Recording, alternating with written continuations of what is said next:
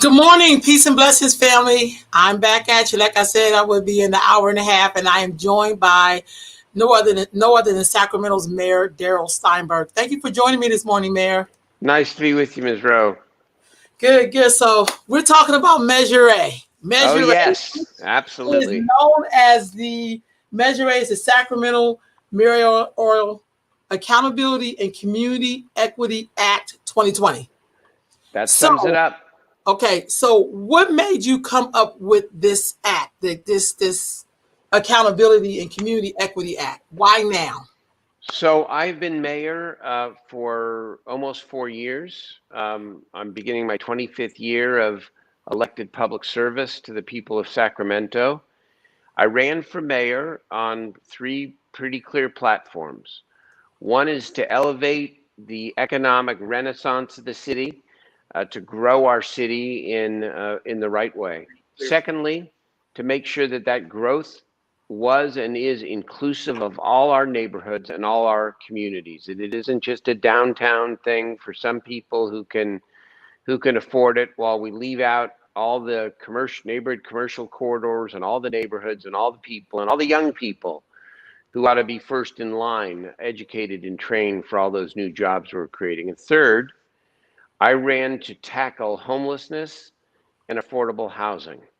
And I would describe my first term as a success. I just got reelected with almost 80% of the vote, but I think it can be much better. And as I have looked at the fact that the citywide elected mayor is accountable for results and accountable to the people, and the fact that the mayor has no tools, executive tools, to be able to follow through, at least as quickly or with as much clarity as the people demand. The mayor is one vote among nine among the city council, even though he or she is elected citywide. I decided, and it was really George Floyd killing, it was the pandemic, it was the fact that 2,000 people come to my home for a peaceful, powerful, and dignified die-in, that I'm accountable around equity. I'm accountable around homelessness. I'm accountable for neighborhood investment. And I've worked hard and I think led us in the right direction. I want the tools, and any future mayor should have the tools to be able to follow through. And I can back that up with a number of different examples. But this act is not just about mayoral accountability, as you said. It's also about community equity. It sets aside $40 million a year out of the city budget for economic inclusion, with at least 25% of that having to go to our young people, so that, especially in disadvantaged communities. It requires that all major decisions the city makes have to have a race, gender, LGBT equity lens, so that we know the impact on our communities when we make big decisions. It requires participatory budgeting to engage the community.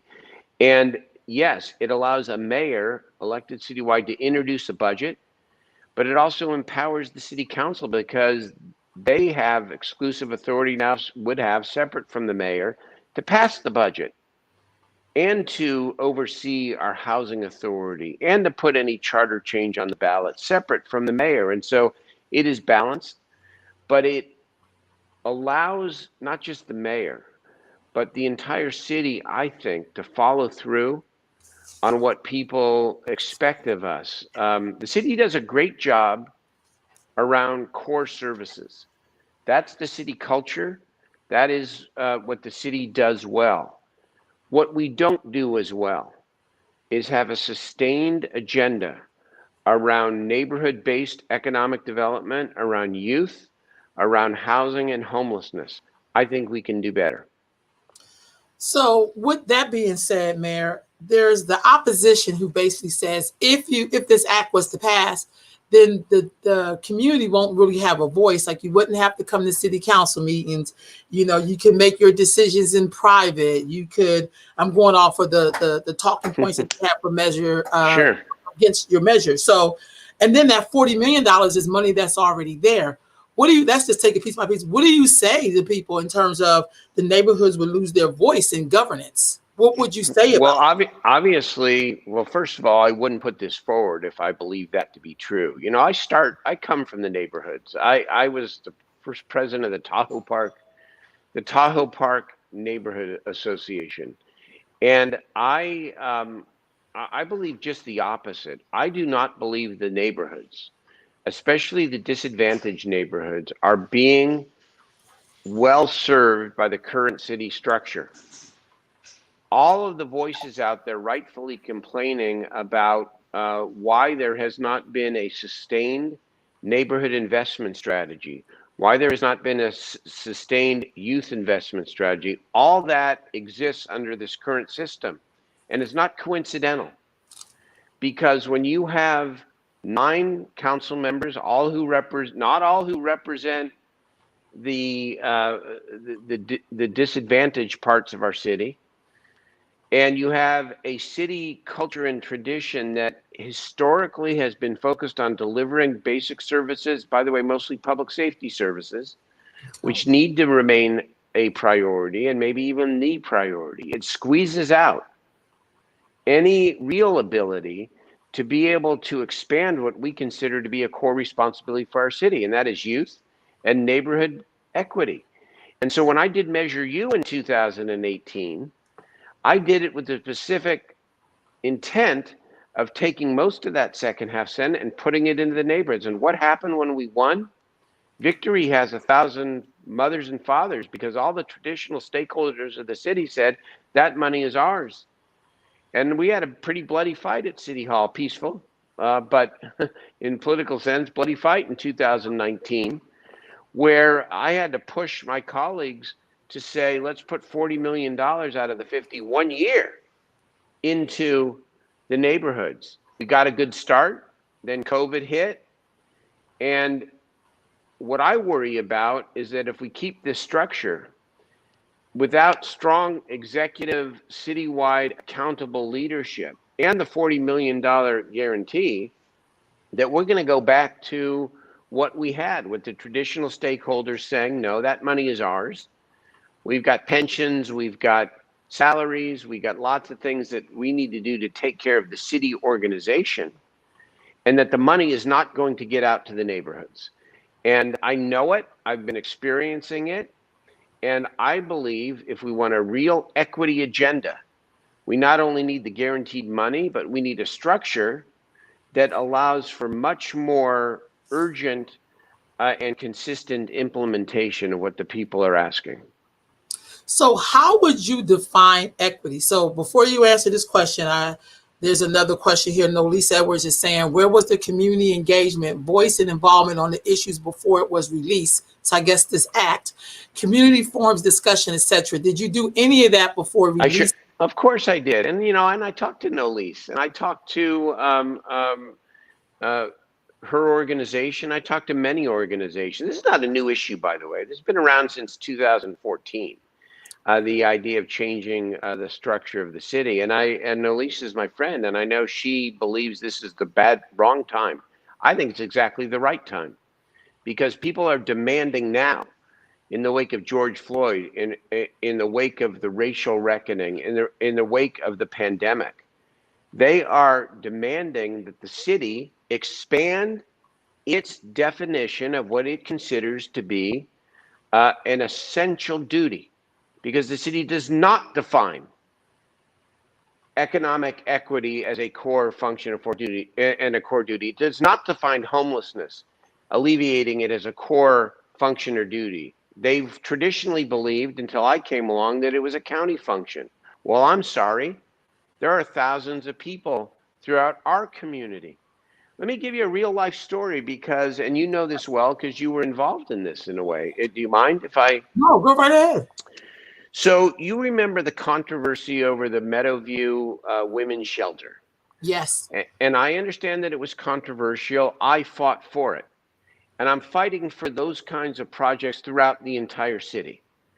And I'll set aside my humility for just a moment and say, under my mayorship, because of my work on mental health and my work at the state level, I have brought more money into the city for homelessness than ever before.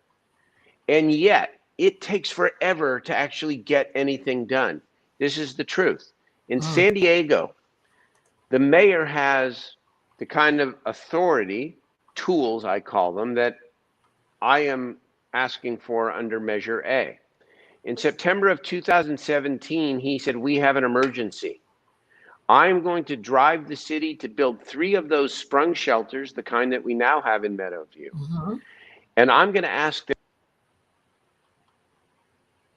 Uh-oh. Your sound went out. Yeah, hold on. Your sound went out. Yeah. Can't hear you. What just happened? Oh, wait. Your sound went out. Nope. Yep. Your sound is out. Did you switch to an air set or something? Because your sound like completely went out. It went out. It has something to do with those AirPods. There you go. You back on. Okay. You're back. You're back. So you Okay. talked about the shelter. I am back. Okay. I was just getting to the heart of the story. Okay. The mayor used his executive authority to push the city and the city council. They built 3 sprung shelters, 700 beds in 113 days between September of 2017 and January of 2018. What happened in our city? In August of 2019, yes, it was controversial, but the city council voted 6-3 to build a 100-bed women's shelter. And you know, we've got thousands of women that are out on the street. It took 13 months to build that shelter. And just this week, the first 9 women have gained entry. 13 months compared to 113 days. And the difference is the mayor had the authority to be able to follow through. This happens every day in our city. And it's not the city management so much as it is 9 council members who all re-argue and relitigate the implementation of a policy direction or decision that was made by the city council.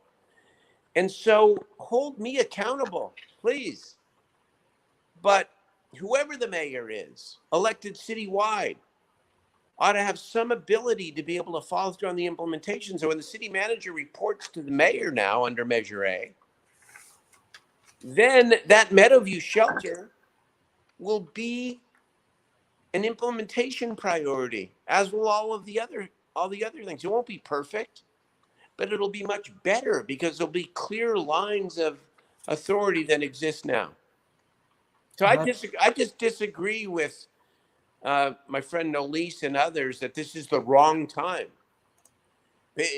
It's never the wrong time to do the right thing, and it's never the wrong time to enhance and increase the accountability when people are demanding that the city move faster and with more clarity on what they care about. Right on. So Nolise is responding to you. She said, let's be honest, Mayor Steinberg, my friend. Our discussion was 2 days before the measure release and not an invite to sit at the table. Would also like you to explain the need to tie the equity proposals to Measure A when you, council, can invest now. When you and the council can invest now. Well, we could have put the equity provisions on the ballot, as some have suggested, without changing the structure. And guess what would happen? It would take 6 months, 9 months, 1 year to put forward an equity policy or equity commitment that might or might not be implemented with the urgency and the fidelity that, again, the people are demanding. Happens all the time. at City Hall. We deliver basic services well. We are not nimble. We do not lead aggressively enough on equity, on affordable housing, on homelessness. Most of the achievements in these areas, frankly, are workarounds. And so putting equity in the charter is vital. But if you don't match it with a change in structure, then you may end up with a pretty good policy on paper without the follow through that you and others would rightfully expect. I know, right now. So before we get to the equity, the definition of it, someone sent this to me as a prefix to share with you. It said in the city, and you brought up George Floyd and some other things that's happening in our city, in our country. It says in the city, race and economic status have been profoundly impacted on whether Black people have equity access to opportunity.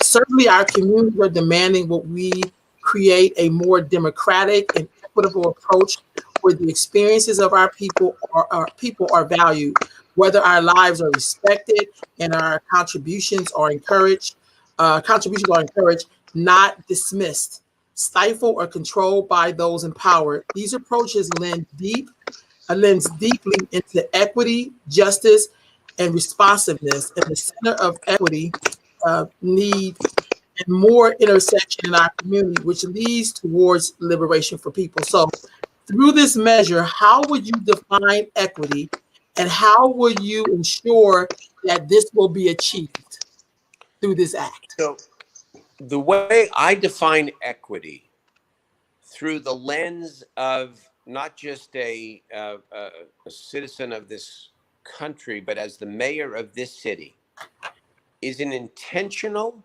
set of strategies and commitments with real follow through to try to improve the lives and the opportunities of people who have been traditionally left behind and disenfranchised.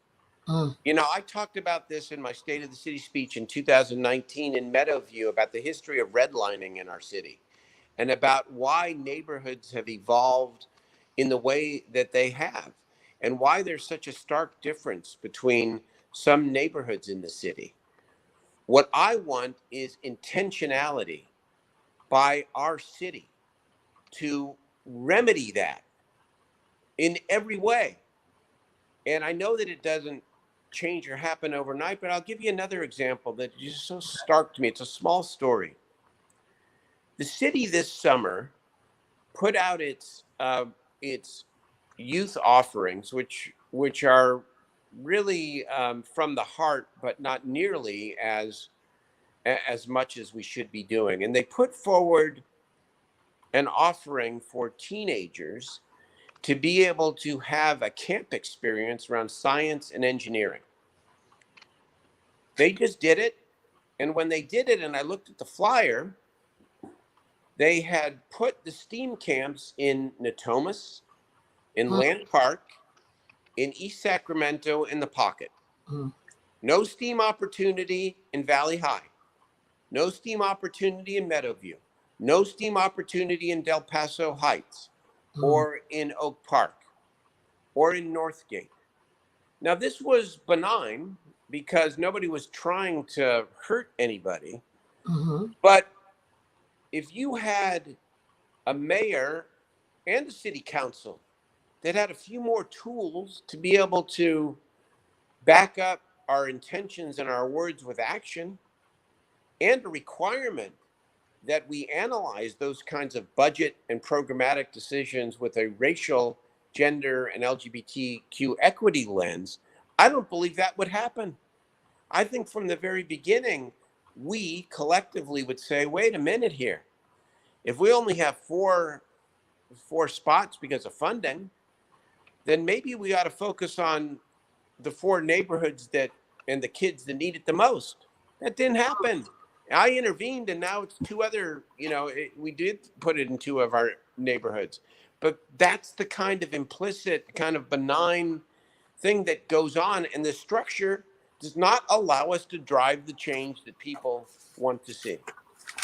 Right. So, Mayor, so basically part of what people are talking about, before I get to this part, the equity piece, does that really depend on the work that you do? Or will this mean that our city council members? So we have city council members. So what you're talking about, like you had Yeah. 3 city council members who went against you in this, right? Well, there were Those are three people who are three from that went areas. against me, but 4 that went for me. Well, but it's kind of, but those are the areas in Sacramento who are underserved. So if this is the But difference, why couldn't they go? Why couldn't they support you in that? You need to talk to Larry Carr. Larry and I like Larry. He's a good man. He's served the public. Boy, we see the world very, very differently. I think he would agree that the pace of progress and change in his district is not as much as it should be.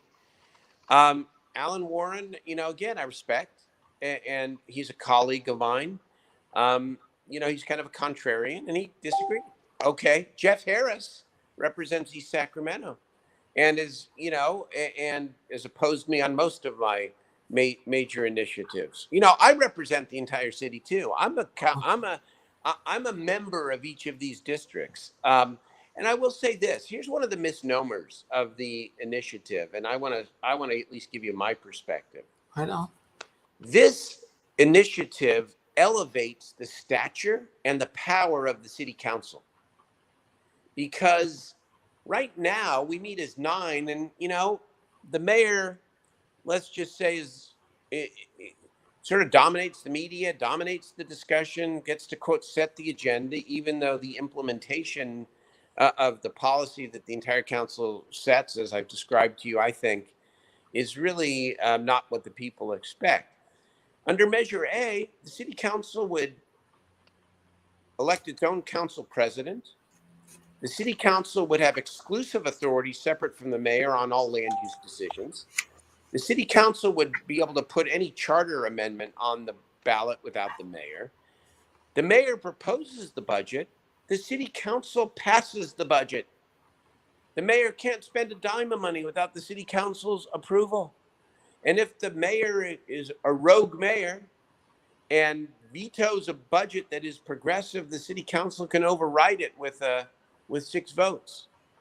And so this idea, this is, and it's so easy, right? And this is politics. I'm not complaining. It is what it is. Power grab. Really? It is actually elevating the ability of all the elected officials in the city to be able to follow through on what our constituents are asking of us. And so if you leave this forum with no other point that I've made, please look into my assertion that this actually strengthens the city council. It doesn't weaken it in any way. So I guess some of the information that's out there saying that it would lead to less accountability and less transparency. And some people call it strong mayor. I try to call it by the original axe name that you shared. Yeah. So basically, what is not true, what I'm hearing from you, is that the mayor would no longer have to attend city council meetings, would no longer have to do public hearings. The mayor can fire and hire the city manager at will. The mayor can, partially true. Okay. Partially. The city manager would report to the mayor, which I think is one of the key pieces of this in a positive way, for the reasons I laid out earlier. We want to follow through and implement what the people are demanding. You can't do it with 9 cooks in the kitchen, all telling the city manager something different about what should actually be a priority or not. The mayor would not technically have to attend city council meetings, but this is where I'd rely on my own reputation, at least for the next 4 years. I'm in the community. I will always be in the community. I will never hide out. I didn't come back after my great legislative career to run for mayor to have a title. Kidding me? I love this community, and any mayor worth her or his salt in the future will be engaged in this community in very real ways. So that's my answer. Okay, so I'm going to read you this last question, and then we're going to do a wrap up. Kua is saying, why did you not separate the proposals? How can we trust you when we met with the community leaders to get our feedback on equity and in the city?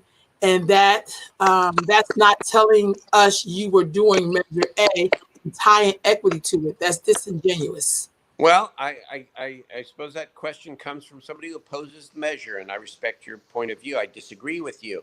The two go together. Okay. You can write any equity policy you want. If there isn't purposeful and intentional leadership and follow through to make sure that we live up to whatever is written in that policy, you're going to be disappointed. I ask you this. Separate me from this, right, for a moment, because people have, I guess I've become a controversial figure. I have, again, been elected 10 times in this city.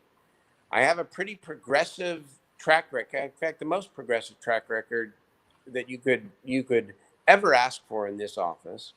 I understand I'm a little bit older now than I was when I started, and that there is a new and generation, and I think that's great. That was me 25 years ago, but I still have the same head and the same heart.